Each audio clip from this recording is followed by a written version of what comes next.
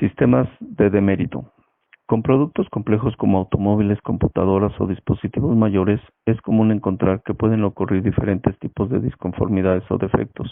No todos estos tipos de defectos tienen la misma importancia.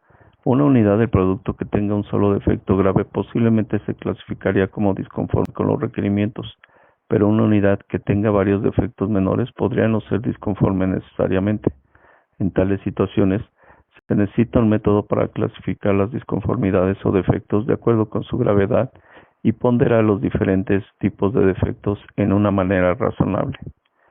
Un posible esquema de demérito se define como sigue. Defectos clase A, muy graves. La unidad es por completo inadecuada para el servicio o bien presentará fallas durante el servicio de tal manera que no puedan corregirse fácilmente en el campo o causará lesiones personales o daños a la propiedad. Defectos clase B, graves. La unidad posiblemente sufrirá una falla de operación clase A o con toda seguridad causará problemas de operación no tan graves o con toda seguridad tendrá una vida útil reducida o costos de mantenimiento incrementados. Defectos clase C, moderadamente graves. La unidad posiblemente fallará en servicio o causará un problema que es menos grave que una falla de operación o posiblemente tendrá una vida útil reducida o costos de mantenimiento incrementados o tendrá un defecto importante determinado, apariencia o calidad de trabajo. Defectos clase D, menores. La unidad no fallará en servicio pero tiene defectos menores determinado, apariencia o calidad de trabajo. Sea que CIA, CIB, CIC y CID representen el número de defectos clase A, clase B, clase C y clase D, respectivamente. En la 10ª unidad de inspección se supone que cada clase de defecto es independiente y que la distribución de Poisson es modelo adecuado para la ocurrencia de los defectos de la clase. Entonces el número de deméritos en la unidad de inspección se define como DI.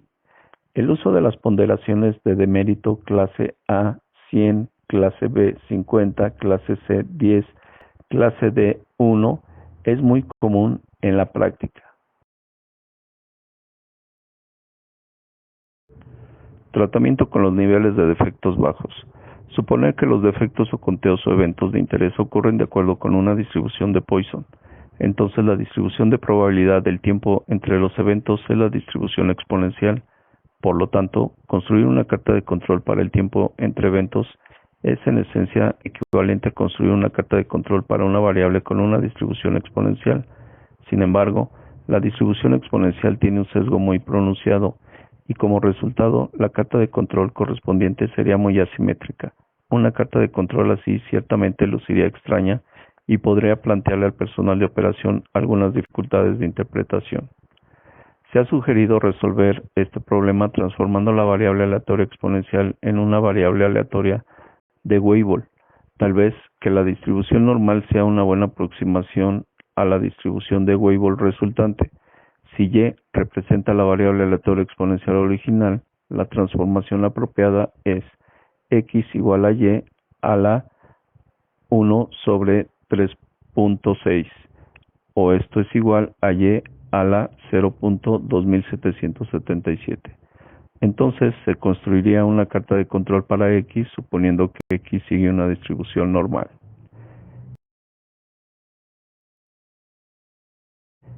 Ejemplo.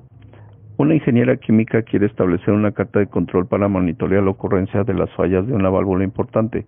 Ha decidido usar el número de horas entre fallas como la variable por monitorear. En la tabla siguiente se muestra el número de horas entre las fallas para las últimas 20 fallas de esta válvula. La siguiente gráfica es la probabilidad normal del tiempo entre fallas. Evidentemente, el tiempo entre las fallas no sigue una distribución normal.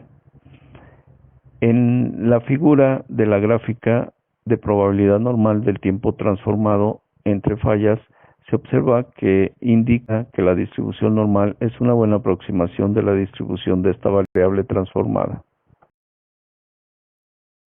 Elección entre cartas de control para atributos y para variables.